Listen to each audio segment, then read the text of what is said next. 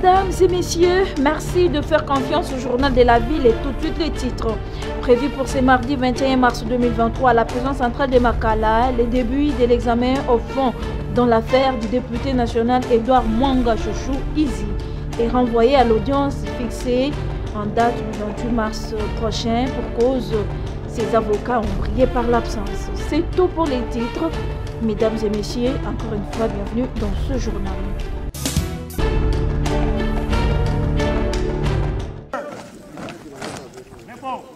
C'est une journée spéciale pour les centres d'entraînement des troupes de parachutistes commando qui vient de dévoiler les secrets de la première étape consacrée aux démonstrations au sol. C'est là après 18 mois de formation à la base Lumoué. Grâce à la volonté du commandant suprême, Félix Antoine Tshisekedi Tshilombo, qui veut faire de l'armée une armée modernisée, apte à faire face à toutes sortes d'éventualités. Voici la preuve.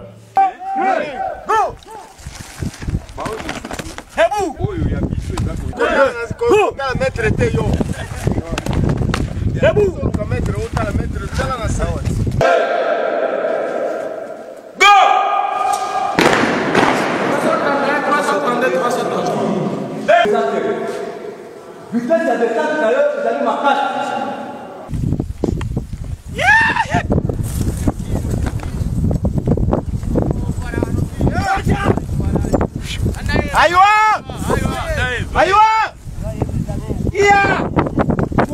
224 cadres constituent les premiers bataillons de parachutistes commando utilisés à ce jour toutes les matières reçues durant les 18 mois à travers les différentes démonstrations qui prouvent qu'ils sont capables de franchir les caps. La deuxième étape qui reste à franchir sera consacrée aux démonstrations au vol. Rappelez que ces 824 éléments sont formés par les instructeurs congolais avec à la tête le colonel Dem et Siko Monga Tony.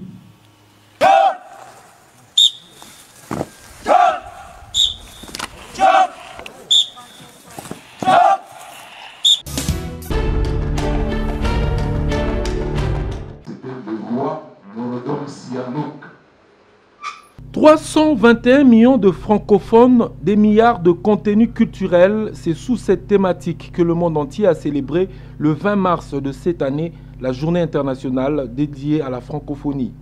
En marge de cette commémoration, une journée de réflexion à haute portée à la fois culturelle, scientifique et intellectuelle a été organisée par le RENAPEF à l'intention de professeurs de français et de la communauté afin de les régaillardir et de les requinquer sur les valeurs prônées par cette organisation.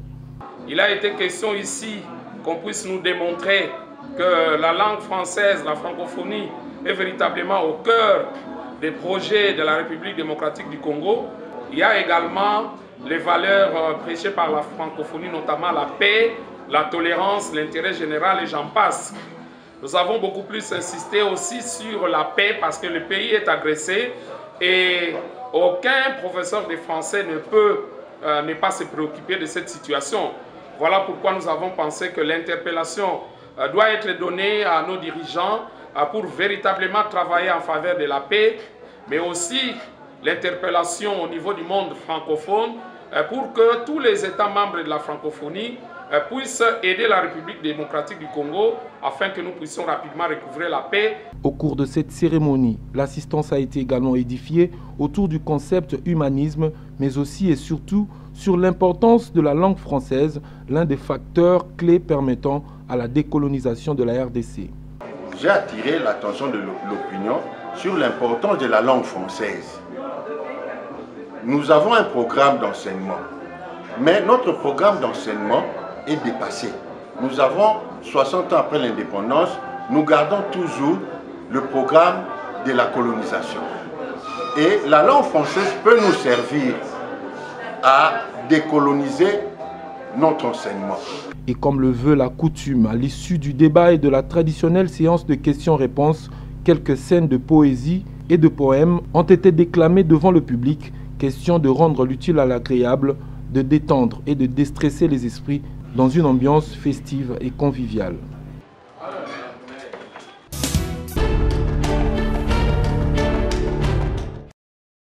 Le sommeil est défini comme un état physiologique temporaire immédiatement réversible, reconnaissable par la suppression de la vigilance et de ralentissement du métabolisme.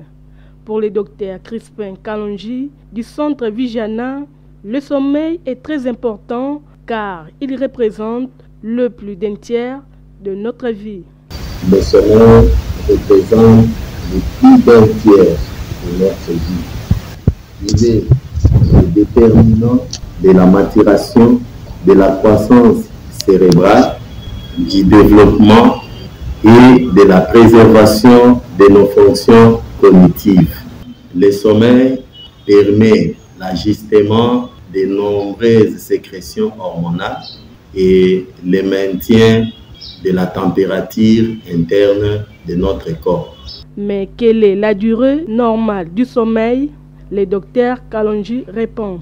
Il faut signaler que le sommeil est calculé par ce qu'on appelle des cycles. Plus de 9 heures du temps pour les enfants et surtout les nouveau-nés. Mais il faut retenir que l'adulte qui a un bon sommeil doit dormir autour de 9 heures du temps. Parce que c'est au cours du sommeil que l'organisme arrive à récupérer la fatigue physique, psychologique et aussi sociale. Par ailleurs, il énumère plusieurs pathologies liées au manque du sommeil. Nous pouvons parler de l'insomnie, on peut aussi parler des apnées du sommeil. Nous pouvons aussi évoquer les hypersomnies, quelqu'un qui dort d'une manière incontrôlée. Le docteur Crispin Kalonji exhorte la population d'éviter la consommation de somnifères en cas d'insomnie. D'éviter la consommation des somnifères pour se donner le sommeil.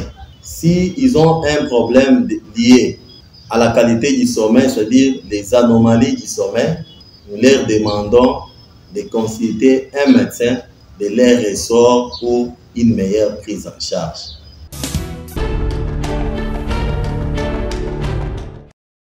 Il s'est ouvert ce dimanche 19 mars 2023 à Bibois, Kinshasa, le troisième round des travaux de l'atelier sur la finalisation des négociations entre le gouvernement de la République et les délégués syndicaux sur les avantages sociaux et la programmation des actions à mener en 2023 pour toutes les catégories professionnelles du secteur de la santé publique, hygiène et prévention.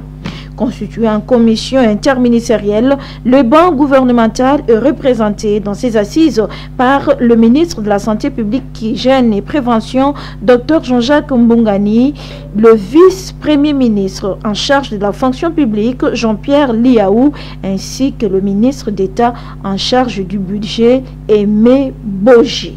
La réalisation de nos résolutions va nécessiter la mise en œuvre d'un certain nombre d'actions. Certaines de ces actions constituent des exigences immédiates et d'autres relèvent de la nécessité de transformer structurellement notre secteur. Pour conclure, le ministère de la Santé publique, Hygiène et Prévention invite le bon syndical dans la construction d'un compromis raisonnable. C'est ça l'approche, moi, qui me paraît être la bonne, pour ne plus retomber dans ces phénomènes abjects des fonctionnaires non payés, des infirmiers non payés. Il faut que nous puissions, là aussi, essayer de nous munir des armes appropriées et des outils nouveaux. Et les concernés, les syndicats Sinamed, Slimet, Simeco, ainsi que les blocs de médecins publics non primés qui prennent part à ces négociations n'ont pas retenu leur langue. Il faut dire que l'ouverture de l'atelier de Bibois 3 tombe à un moment crucial, c'est-à-dire à la veille de la mise en exécution du budget 2023. Un budget qui est en pleine croissance, près de 16 milliards de dollars américains.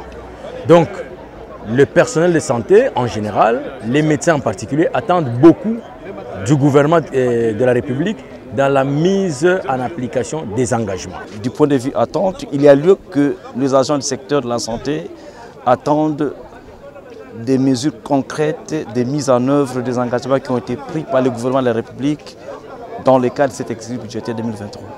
Nous voulons que cette fois-ci, que ça soit un peu différent, parce que les autres fois, nous avons vraiment eu des échanges profonds, mais qui n'aboutissaient à rien. Et nous voulons que cette fois-ci, que nous aboutissions quand même à des résultats vraiment positifs. Toutefois, le numéro 1 de la santé en RDC a souligné que les négociations de ces jours interviennent dans un contexte historique particulier, marqué par la guerre injuste imposée au pays dans sa partie est. Et le secteur de la santé paye un lourd tribut.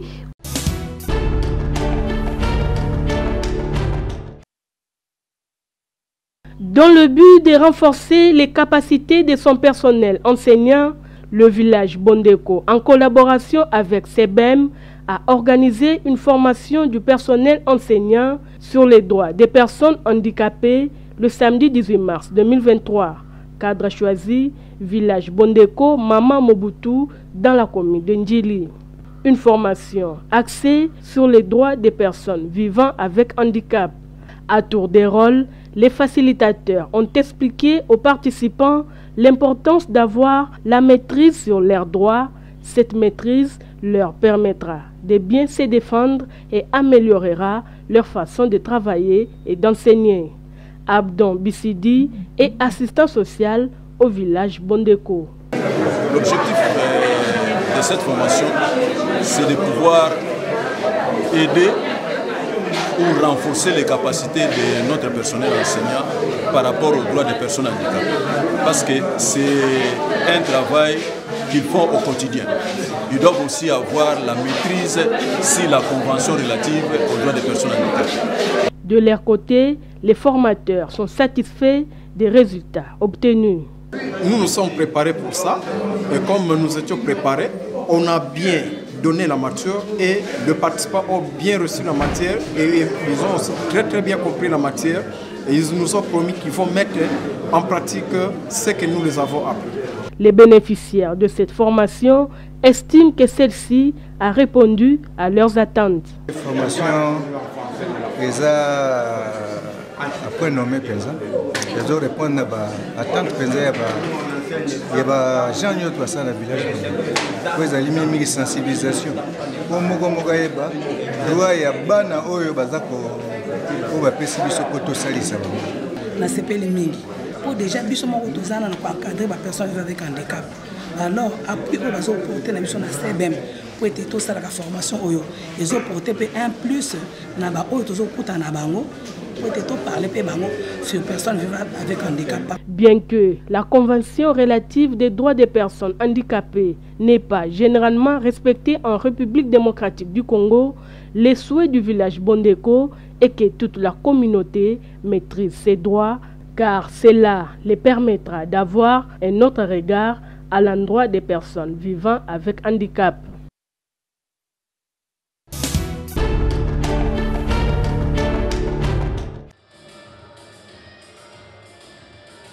AM Chance, c'est l'intitulé du nouveau film produit par le réalisateur Marc-Henri et qui sera très bientôt lancé sur le marché de la cinématographie internationale. Ce long métrage documentaire de 85 minutes retraçant l'histoire vraie d'une jeune fille dénommée Chancelvie appartenant à un gang de la rue, obligée suite aux vicissitudes de la vie à mendier, à voler et même à se prostituer afin de survivre. Ça fait 13 ans que je fais des allers-retours entre Bruxelles et Kinshasa. Je suis choqué parce que quand je suis arrivé en 2009, on disait qu'il y avait 25 000 enfants qui vivaient dans les rues. La plupart étaient accusés de sorcellerie. Aujourd'hui, on parle de 35 000 enfants. C'est moins les enfants accusés de sorcellerie. On connaît aussi les problèmes de la pauvreté, des guerres, des orphelins. La pauvreté fait que les enfants sont livrés à eux-mêmes quand les parents vont travailler. Et donc, finalement, les enfants rejoignent les bandes. Donc, ça fait 35 000 enfants. Et je me rends compte qu'en fait, c'est surtout suite à ce que Chancelvie, Shekina, et ça me disaient, ces centres, pour elles, ne sont pas comme elles veulent, ne sont pas adaptés. Donc il faut faire, pour moi, le projet, c'est d'ouvrir un centre où elles veulent aller. Très émouvant, pathétique, époustouflant et surtout très interpellateur au regard de la vie que mènent ces enfants de la rue, à Kin, communément appelé Chégué. Le film AM Chance sera une fois de plus projeté, cette fois-ci à l'intention du grand public, après la projection conférence de presse ce mardi 21 mars 2023 à 19 h au centre Wallonie-Bruxelles.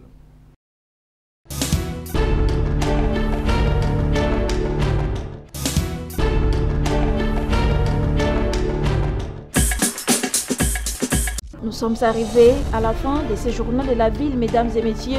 Merci de l'avoir suivi. Le prochain rendez-vous est fixé pour ce jeudi et d'ici là, portez-vous bien.